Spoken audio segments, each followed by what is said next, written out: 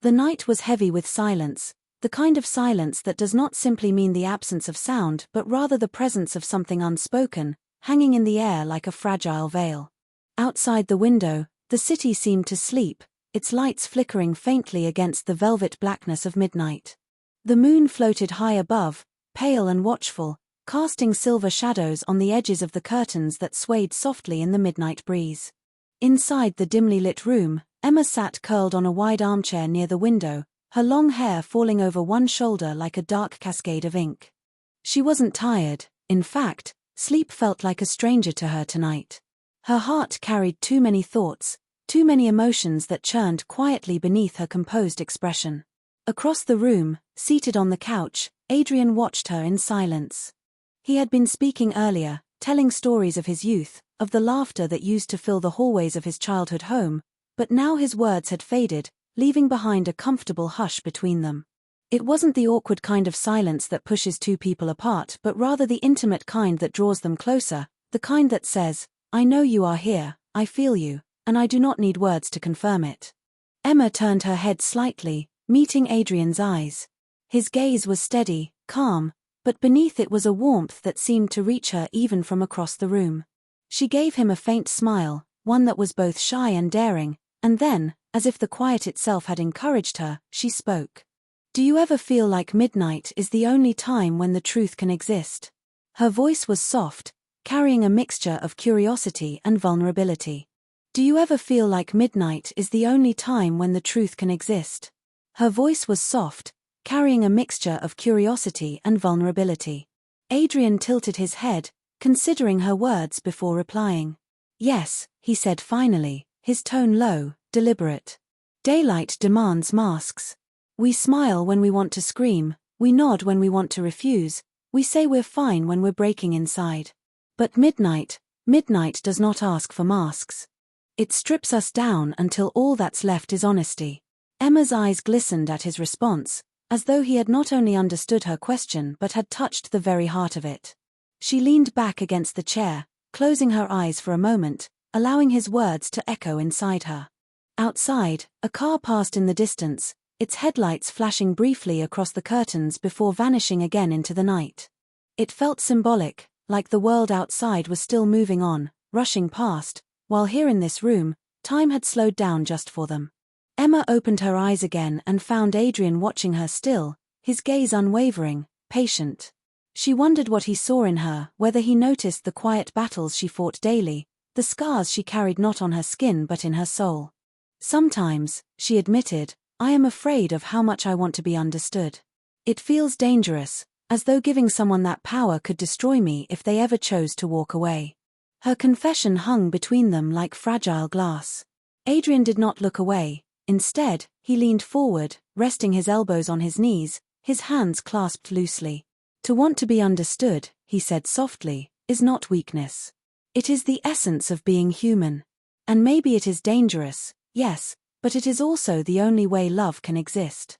If you never let anyone see you, truly see you, then what you share with them is only half real." Emma felt her throat tighten, emotions pressing against the edges of her control. She wanted to believe him, to let his words sink in without resistance, but years of self-protection whispered caution in the back of her mind. Still, the way he spoke, steady, gentle, yet unflinchingly honest, made her want to trust him. The clock on the wall ticked softly, each second reminding them that the night was slipping away, but neither of them moved. Emma studied his face, the sharp lines softened by the dim glow of the lamp, the shadow of his stubble, the quiet intensity in his eyes. He wasn't the kind of man who demanded attention. Instead, he drew it naturally, effortlessly, by the way he listened as though every word spoken to him was a gift. "Adrian," she whispered, tasting his name on her lips as though it were both strange and familiar. He raised his eyebrows slightly, urging her to continue. She hesitated, then said, "Do you believe two people can find each other not because they are searching but because they are meant to?" Her voice trembled slightly, betraying the depth of her question. Adrian did not answer right away. Instead, he let the silence stretch again, not as avoidance but as thoughtfulness.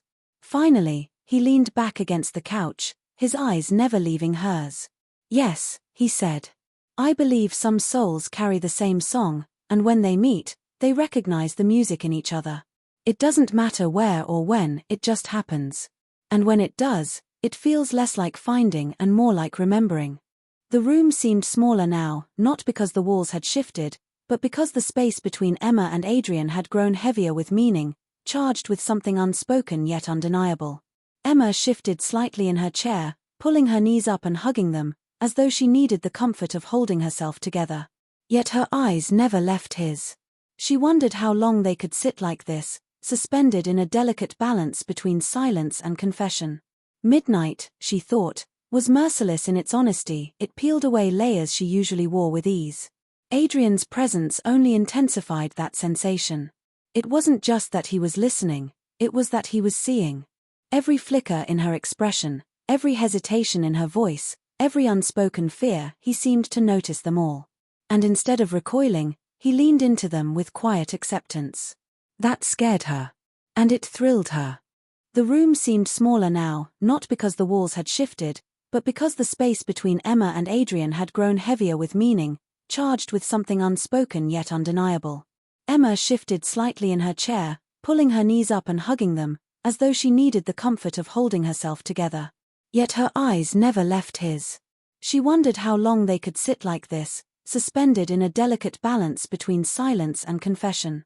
Midnight, she thought, was merciless in its honesty. It peeled away layers she usually wore with ease.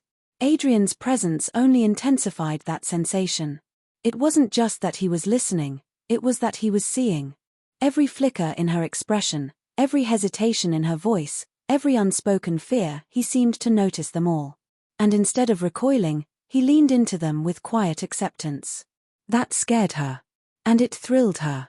Adrian finally broke the silence with a question so gentle it almost felt like a caress. "What is it you're most afraid of, Emma?" His tone was not demanding, not invasive, but rather inviting, as though he were offering her the safety to step into vulnerability. Emma's breath hitched, her throat tightening around the words she had never dared to speak aloud. She swallowed hard, her fingers tracing idle patterns on her knee as she searched for courage. "I'm afraid," she began slowly, "that if someone ever knew all of me, the messy, broken parts, the mistakes I don't admit even to myself, they would stop loving me. They would see me not as I wish to be but as I truly am, and they would walk away." Her voice cracked at the end, the weight of her confession trembling in the air. Adrian listened, his expression unreadable yet achingly tender. He let her words settle, let her feel the release of them, before speaking. "And yet here you are, telling me. Doesn't that mean a part of you already trusts me not to run?" Emma blinked, startled by the simplicity and truth of his response. Her lips parted, but no words came out. Did she trust him? She didn't know. Perhaps it wasn't trust yet, but it was something, an instinct, a pull, a certainty deep in her bones that he was safe ground. She exhaled slowly, realizing that his question had lifted a weight from her chest, if only slightly. Adrian leaned forward again, resting his forearms on his knees, his gaze soft but unwavering. "I don't believe love is about perfection," he said. "It's about the courage to show your imperfections and the grace to hold someone else's. If all we ever shared were the polished parts, then what we call love would be no deeper than glass, beautiful, but fragile. Real love," he paused, letting the words breathe, "is when someone sees the cracks in you and chooses to stay, not in spite of them but because they make you who you are." His words struck something inside her, something raw and long buried. Emma felt her eyes sting with tears, but she didn't look away.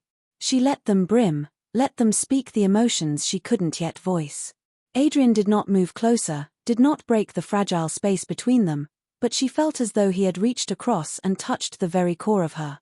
The clock ticked again, louder somehow, reminding them that time was still flowing, but Emma felt as though she was suspended outside of it. She thought of the years she had spent hiding behind carefully crafted smiles, pretending strength, pretending indifference, pretending she didn't need anyone. And here, in a quiet room at midnight, with one man's unwavering gaze, all her defenses trembled. "Do you ever get tired of pretending?" she asked suddenly, her voice a whisper. Adrian's lips curved into a faint, knowing smile. "Every day," he admitted. "But then I remind myself that the right person will not need me to pretend." They will not ask me to be anyone else but who I am. And until I find that person, I keep a part of myself hidden, like a candle waiting for the right flame to set it free. Emma's breath caught again, not from sorrow this time, but from recognition. His words mirrored her own silent longings, the part of her that had always yearned for such acceptance. She lowered her gaze for a moment, staring at her own hands clasped tightly together, and then she looked back at him. And what if, she whispered, that person is sitting right in front of you, and you're too afraid to believe it?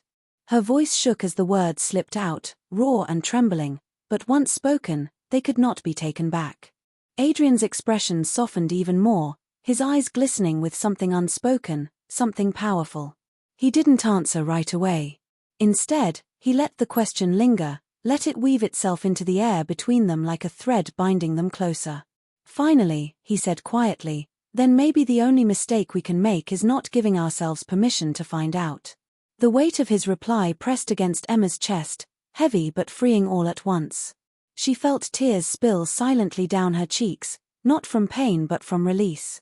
Adrian didn't rush to comfort her, didn't try to fix what wasn't broken. Instead, he simply watched her, giving her the space to feel, to unravel, to exist without fear of judgment.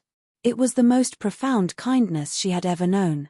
Midnight had stripped them bare, and for the first time in a long while, Emma didn't feel afraid of being seen. She felt alive. She felt possible. She felt as though love, real love, was no longer a distant dream but a quiet flame beginning to glow between them. The air between them shifted, subtle but undeniable, like the delicate change in the wind that signals a storm is near, not of destruction, but of something powerful and transformative. Emma wiped at her cheeks with the back of her hand, embarrassed by her tears, but Adrian's steady gaze dissolved her shame. Instead of feeling weak, she felt human, alive in a way she hadn't allowed herself in years. She leaned back into the chair, letting the softness of the cushions hold her, and exhaled a long, shaky breath. "You make it sound so simple," she murmured, her voice low, almost resigned.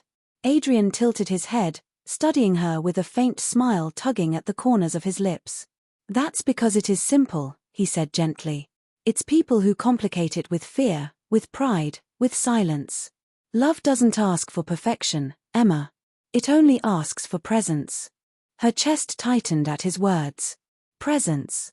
It was such a small word, yet it carried the weight of everything she had longed for. She thought back to her past, the relationships that had left her feeling more alone than solitude ever had, the promises broken, the unspoken truths that had built walls instead of bridges. Presence had always been missing. She looked at Adrian again, really looked at him, the faint lines around his eyes that hinted at both laughter and sorrow, the patience etched into the way he sat, the way he didn't demand but simply waited. "And what about you?" she asked, her voice steadier now. "What is it you've been hiding behind your candlelight? What is the thing you're afraid to show?" Adrian leaned back, his posture loosening as though he had expected the question. He let out a slow breath, his gaze momentarily drifting toward the window where the moonlight poured in. "I've always carried this fear," he admitted, his tone raw, "that I'm too much for people. Too intense, too serious, too willing to dive into the depths when most prefer to stay at the surface.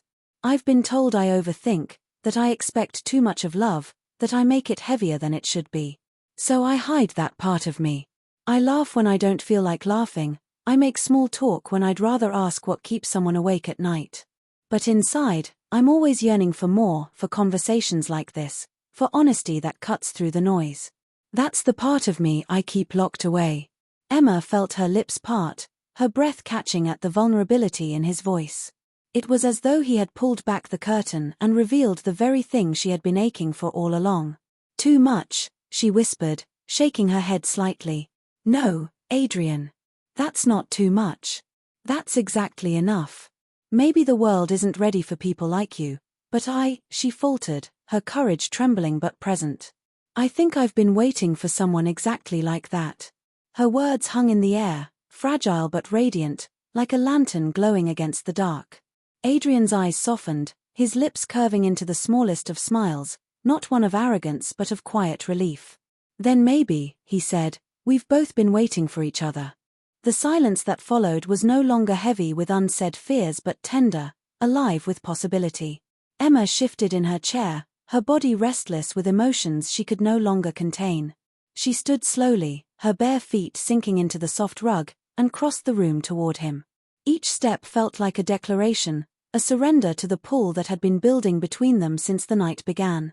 Adrian didn't move, didn't speak, but his eyes followed her with quiet intensity, as though he knew this moment mattered more than words.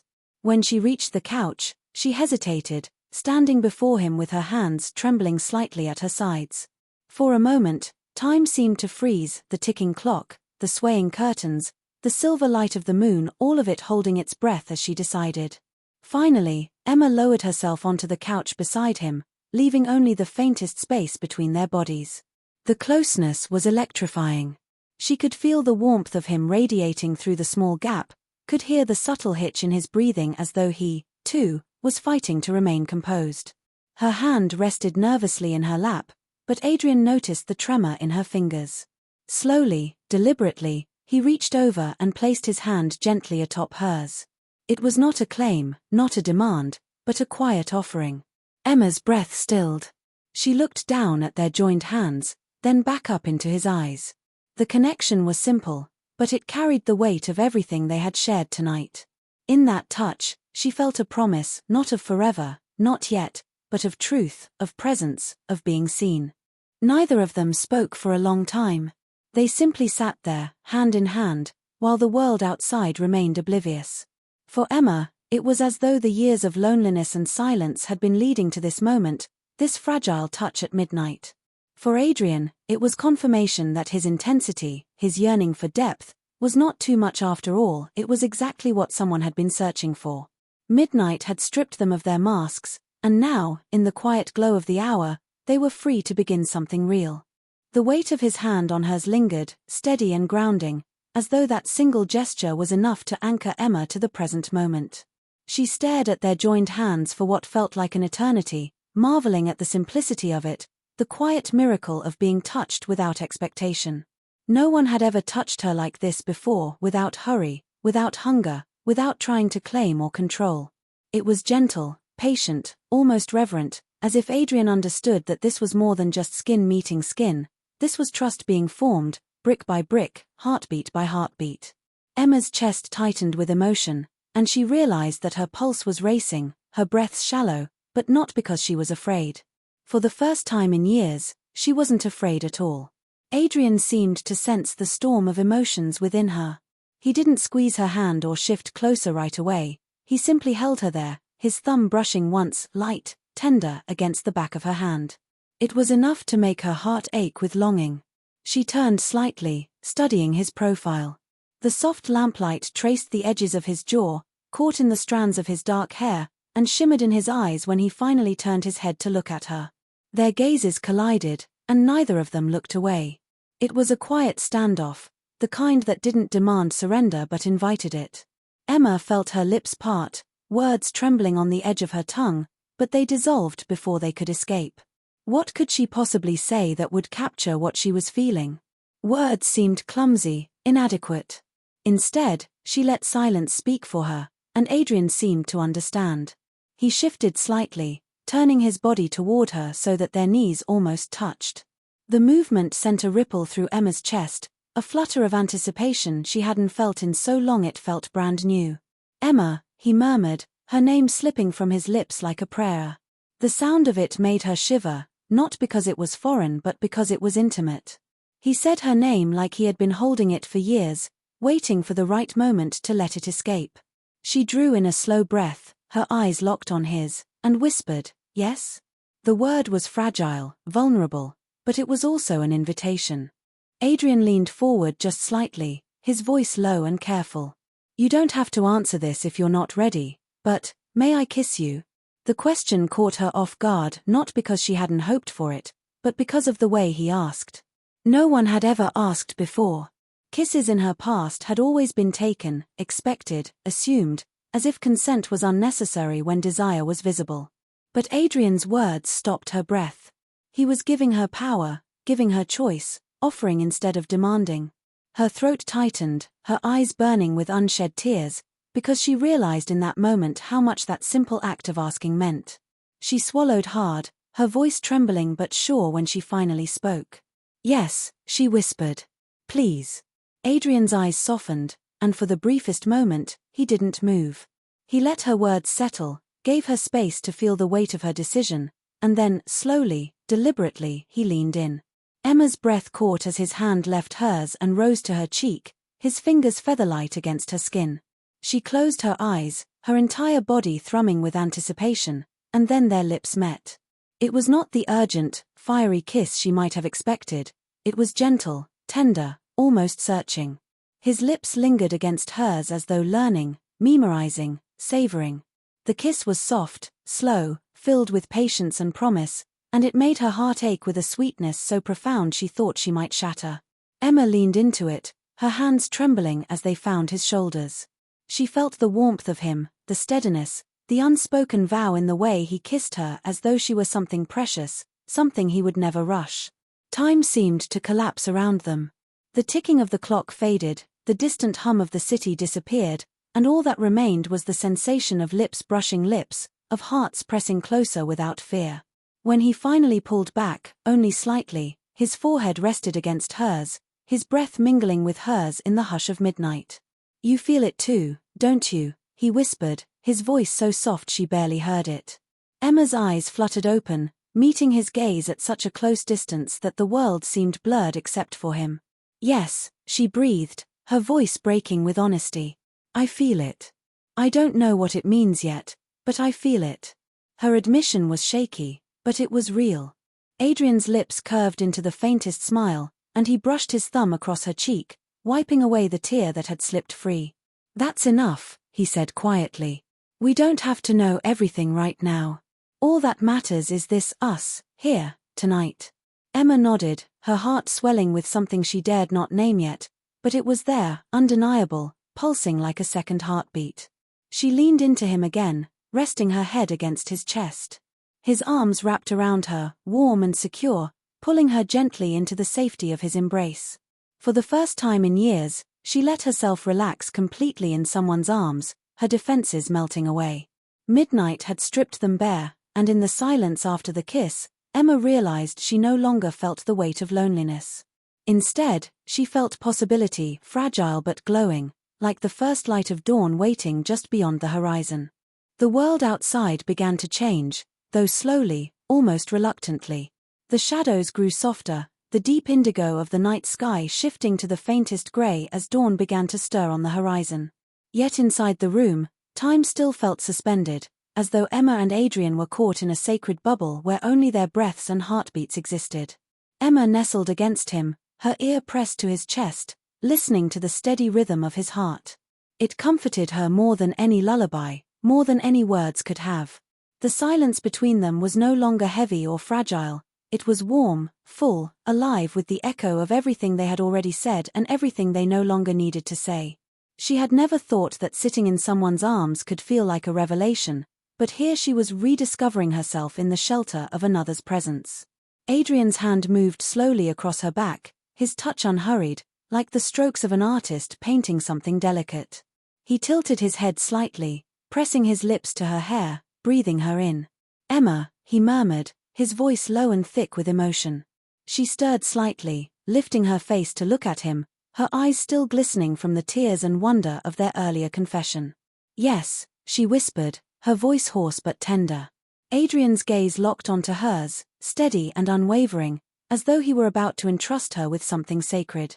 "I don't want tonight to be just a moment we remember," he said slowly, his words deliberate. "I want it to be the beginning of something we keep building. I don't want to pretend after this, not with you. I want to keep showing up, even when it's messy, even when it's hard. Do you want that too?" Emma's throat tightened. His words pierced straight into the heart of her deepest fear, the fear that intimacy was fleeting, that people left once they had seen enough. Yet here he was, asking not for perfection but for presence, for the courage to build something real. She felt her chest ache with the intensity of it, but for once, she didn't recoil. She let the ache live in her, let it remind her that she was still capable of feeling, of wanting. Slowly, she nodded, her voice trembling as she replied, "Yes, Adrian. I want that. I don't know if I'll always be brave, But I want to try. I want to learn how to stay, how to let someone stay for me. Relief flashed across his features, softening into a smile that was almost boyish in its sincerity. He pressed his forehead against hers again, their breaths mingling in the quiet dawn. Then we'll try together, he whispered. We'll stumble, we'll fall, but we'll keep choosing each other. That's all love really is, the choice, over and over again. Emma closed her eyes, savoring the words, letting them etch themselves into her memory. She knew promises were fragile, but this didn't feel like a promise, it felt like truth, simple and grounding. She reached up, her fingers brushing along his jaw before resting against his cheek. Then let's choose it, she whispered. Tonight, tomorrow, and as long as we can. They kissed again, this time deeper, more certain, as though sealing the pact they had just spoken into existence. The kiss was no longer tentative or searching, it was anchored, rooted in a shared understanding that whatever lay ahead, they were no longer walking alone. When they finally parted, the room was brighter, the pale light of dawn spilling across the floor. Emma glanced toward the window, her lips curving into a small smile. Look, she whispered. Adrian turned his head, following her gaze. The sky was painted in shades of rose and gold, the first rays of sunlight stretching boldly across the horizon. The stars had faded, retreating into the morning, but Emma no longer felt sorrow at their departure. For the first time, she saw dawn not as the end of something magical, but as the continuation of it. Adrian tightened his arms around her, pulling her closer as they watched the sunrise together.